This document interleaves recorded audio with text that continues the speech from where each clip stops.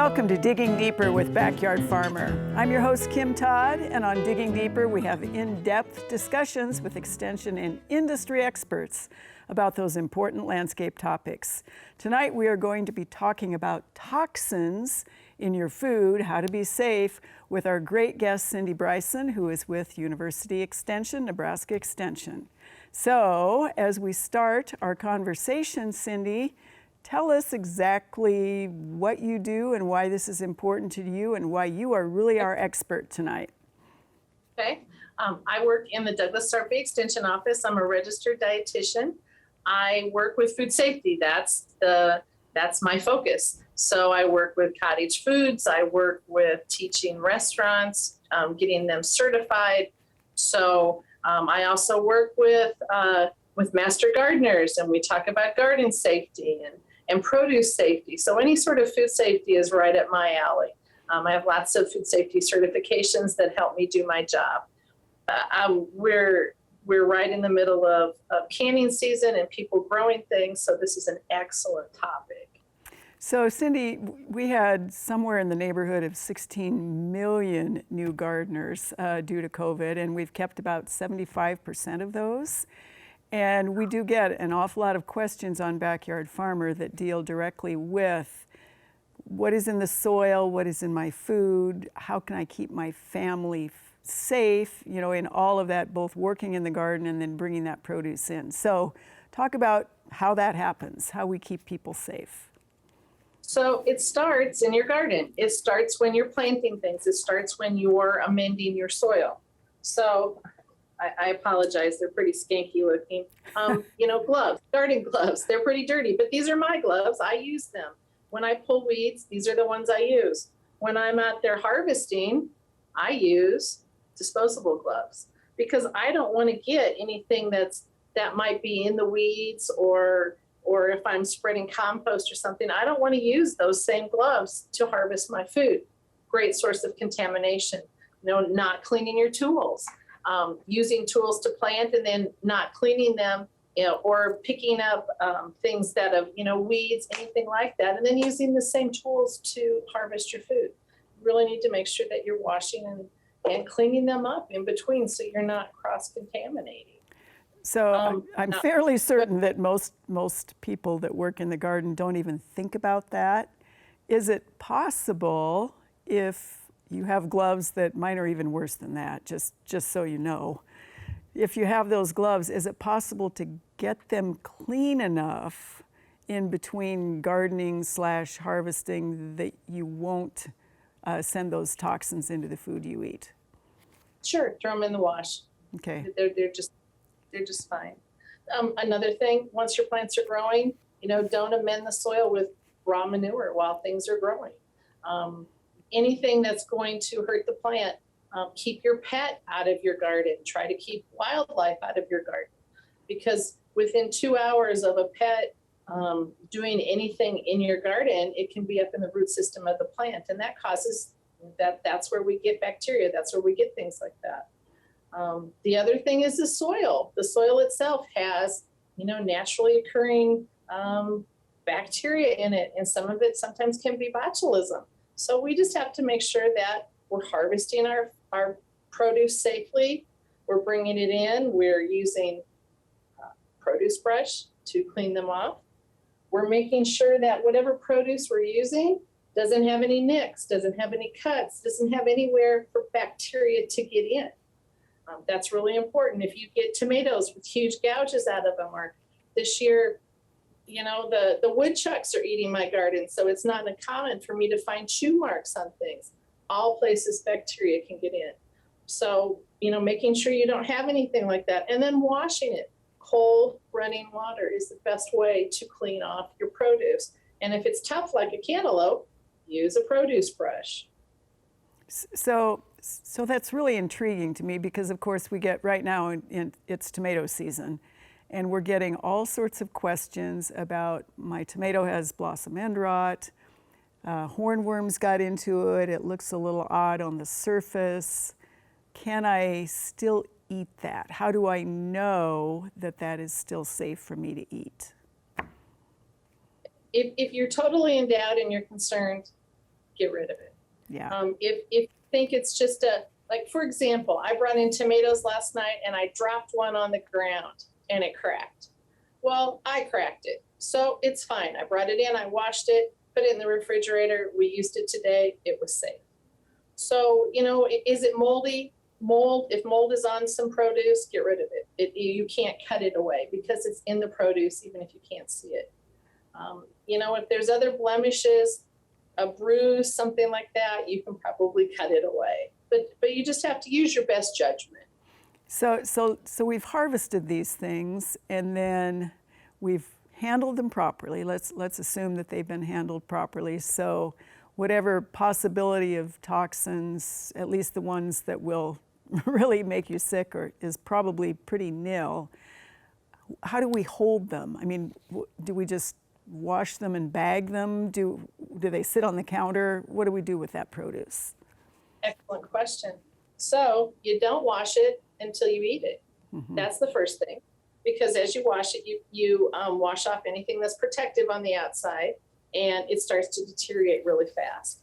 The other thing is that, depending upon the produce, if the produce can sit out on the counter, that's great. If it can't, put it in the refrigerator. Once you cut a piece of produce like a melon or a watermelon or a tomato, anything like that, some lettuce, once you cut it, you need to put it in the refrigerator within 2 hours. If this sits out on the counter for more than 2 hours, you need to get rid of it once it's cut, because even though you've handled it safely, bacteria can still grow and make you pretty sick.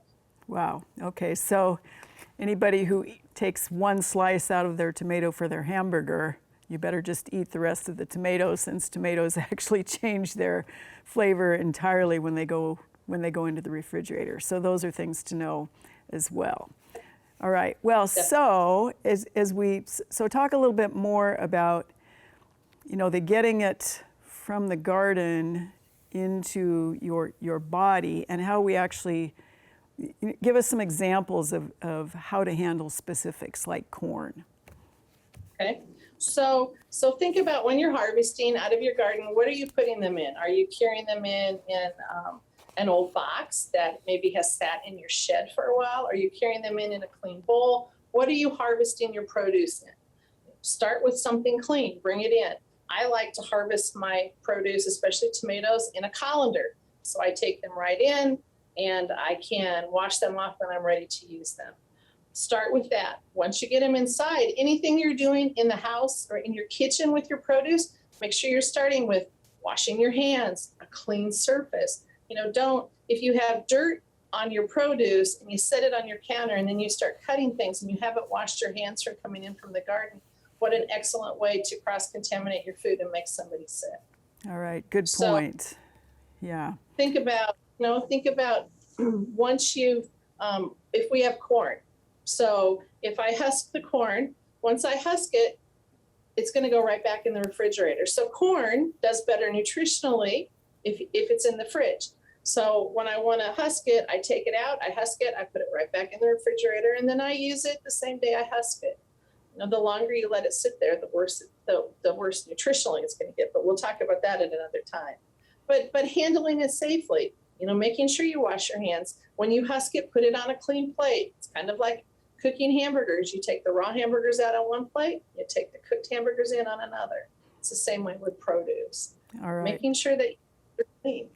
All right. We want to make sure that you are watching us on Facebook. You are sending us all of your questions. You're telling us whether you like what we're talking about, whether the subject matter works, the pros, the cons. We really want your feedback, because if we're going to dig deep on subjects, we want to know what to dig deep on. All right. Now, Cindy, you already brought up the nutritional issue. So how do people know that produce 1 is better than produce 2? I mean, this is an heirloom tomato that I have in my hand. It's lovely. It's just gorgeous. Very interesting. Is this more nutritional than a celebrity tomato that is, bred for something different? Or how do people know? Is there any way to know? Good question. So a tomato is a tomato. They're both nutritionally equal. Kind of Like, I'll ask you a question. These are two apples. One is organic and one is conventional. And these are the questions that we get all the time. This is where nutritional value starts. Can you tell which is which? Absolutely not. Okay. That's an excellent answer, because the only thing that's different is how they were grown. Nutritionally, they're the same. So this is where your preferences come in. Do you feel the need? Do you want to buy organic? Do you want to buy conventional? Do you like heirloom tomatoes? I've spoken with master gardeners who are religious about heirloom tomatoes. And then I've spoken with other people that say, I can take them or I can get them. They all taste the same. So it's your personal preference. So talk a little bit about organic. And because again, we are getting, as we would expect with food safety and people concerned about their own health, the feeling or the belief that organic is better. Can you talk about that a little bit? Yes. So this is the organic one. This is the non-organic one. Mm-hmm. So the only difference is how they were raised. So you can still use compost. You can still use manure on an organic apple, or not necessarily an apple, but on organic produce versus conventional. You can still use certain pesticides on one or the other. You know, they're different, but you can still have things like that on it. You can still have contamination. It's just what we need to think about is that farmers and producers are not going to spray their crops. They're not going to put chemicals on if they absolutely don't have to. It costs money.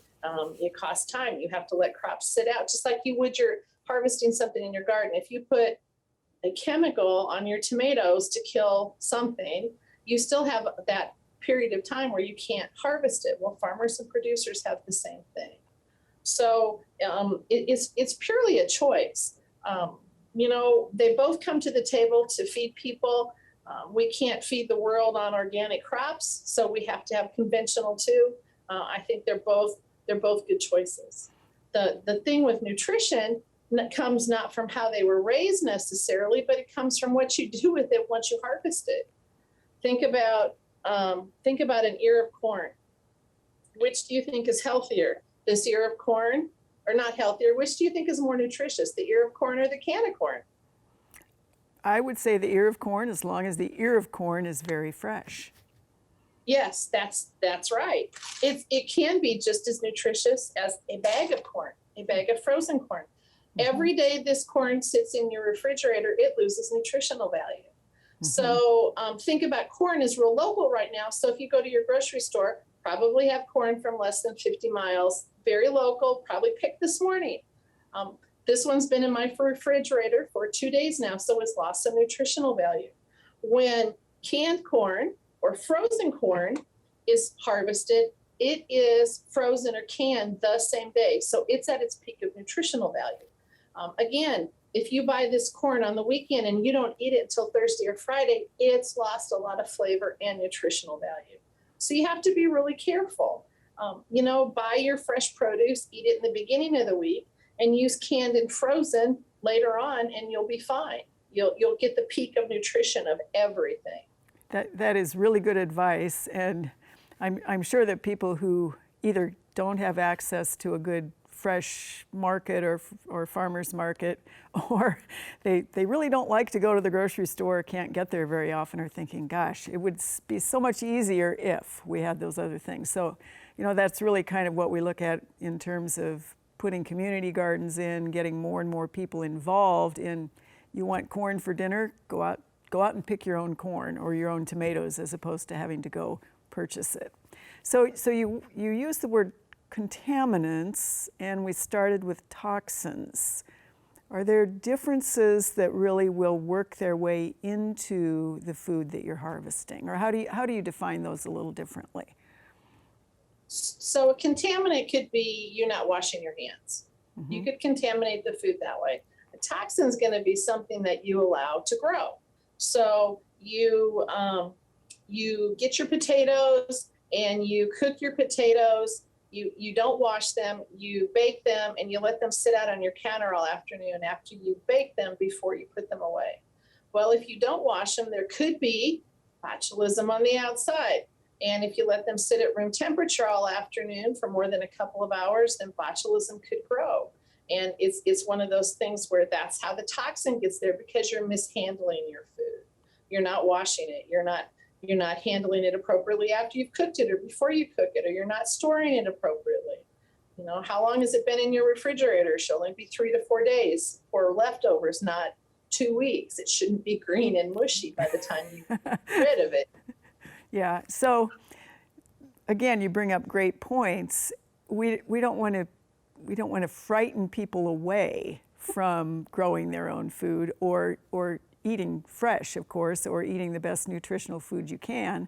So what would you leave people with, in addition, of course, to the resources that I know you've been involved in creating through Nebraska Extension? What would you leave them with? Probably the best one: wash your hands, use clean surfaces, wash your produce. If you eat an apple, wash it, not with soap, not with, during the peak of the pandemic, people were using bleach on their produce, and poison control their calls went up 40%. No bleach, no water, lots of water will be just fine. Hand washing and lots of water on your produce, and you'll be okay. All right, and I think we have some great website information that you have sent us. So I think we can pull that up on the screen, and you can talk about it a little bit with people, how to get to it, what it tells you. So this is on food.unl.edu. It's strictly about handling produce from your garden, how to harvest it, how to handle it once you've harvested it, what to do with it, how long to keep it in the refrigerator. All great information, pretty short, lots of nice pictures. This one is also on food.unl.edu, how to use your fresh fruits and vegetables. It goes through most produce, and it'll give you how to store it, how to harvest it, a recipe on how to use it, and what to do with the leftovers. So this is another great site too. So I'm really glad you brought both of those up, because on occasion we do get questions on Backyard Farmer about how to can something, or how to pickle. And there actually was a pickle book for Backyard Farmer years and years ago, which is really fun. But those are questions that we really are not comfortable answering. We will answer everything from rots and spots in the garden or in the landscape to the insects, the soil, the turf, those kinds of things. But it's good to be able to send people to those websites instead. So really appreciate your time, Cindy. That is all the time we do have for Digging Deeper with Backyard Farmer tonight. We want to say thanks to Cindy for coming in and talking with us. We will be back next time with another in-depth discussion. Do be sure to watch Backyard Farmer live every Thursday, 7 p.m. Central on Nebraska Public Media. Thanks for digging deeper with Backyard Farmer.